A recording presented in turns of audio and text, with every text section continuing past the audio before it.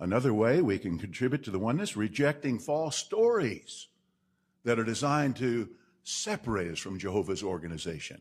As an example, think about the apostate-driven lies and dishonesties that Jehovah's organization is permissive toward pedophiles. I mean, that is ridiculous, isn't it? If anybody takes action against someone who would threaten our young ones and takes action to protect our young ones, it's Jehovah's organization. We reject outright such lies. An inquiry underway in Sydney, Australia has uncovered disturbing information about child abuse within the Jehovah's Witnesses. Church representatives revealed that more than 1,000 members have been identified as child sexual abusers since 1950. The Commission learned that of those hundreds of cases, none was reported to police. An elder testified that its church practiced not to report sexual abuse, but rather to adopt a scriptural response to allegations. Emma Hannigan with Australia's SBS has been following the hearing. She joins us now live from Sydney. So, Emma, this is a wide-ranging royal commission. It started with allegations of child sexual abuse, into the Catholic Church, and now it's investigating the JWs, Jehovah's Witnesses. The evidence so far has been particularly damning. It certainly has, Joan. I mean, the Royal Commission heard that, as you said, 1950, 1,006 alleged abusers have been identified to the Jehovah's Witnesses. Now, that was 1,006 people, not 1,006 cases, so we don't know how many cases were, but none of these were reported to authorities. Instead, what the church would do is they would investigate the claims themselves. This often involved bringing the abuser and their victims together to discuss their claims of abuse.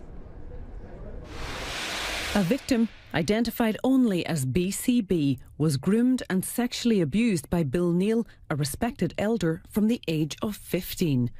When the abuse finally emerged, she was summoned to a meeting of elder men that included her abuser. Bill Neal, who's now dead, admitted the abuse. I found the experience of reporting my abuse to a room full of men, including the man who had abused me, very distressing. She was also asked not to discuss the abuse with anyone else out of respect for her abuser and his family. Thinking back, I now see that I was being asked to respect the man who had done those things to me, but nobody was offering me any respect or proper support. The Royal Commission heard that of the 1,006 alleged abusers identified to the Jehovah's Witnesses since 1950, not one single person had been reported to police. This evidence was borne out by the testimony of one of the church elders, who himself had investigated a case of abuse. And what about telling other authorities? Are you aware of your obligations if someone tells you of a serious allegation of sexual assault? Well, we don't report it to the police. I think we encourage them to do that, but we give them the assistance to do that if they need that. Church elders could now face criminal charges for concealing the abuse. The Commission also heard that the church only believed victims if the alleged abuser confessed or there were two witnesses. The requirement that there be two or more witnesses has prevented at least 125 allegations of child sexual abuse from proceeding to a judicial committee. The hearing into the Jehovah's Witnesses is expected to continue for 2 weeks. The Commission heard from another elder today who also investigated BCB's case.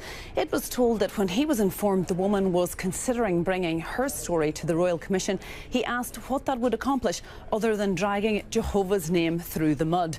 Now, he has admitted that this wasn't perhaps the most sympathetic approach to take. But also today, the Commission has been dealing with the actual response by church elders when young women alleged they were sexually abused by members of the church. Well, church elder today, Joe Bellows, said that the church recommends a biblical response to the trauma caused by sexual abuse. The Commission heard from two abuse survivors who felt so unsupported by the church that they had both attempted suicide.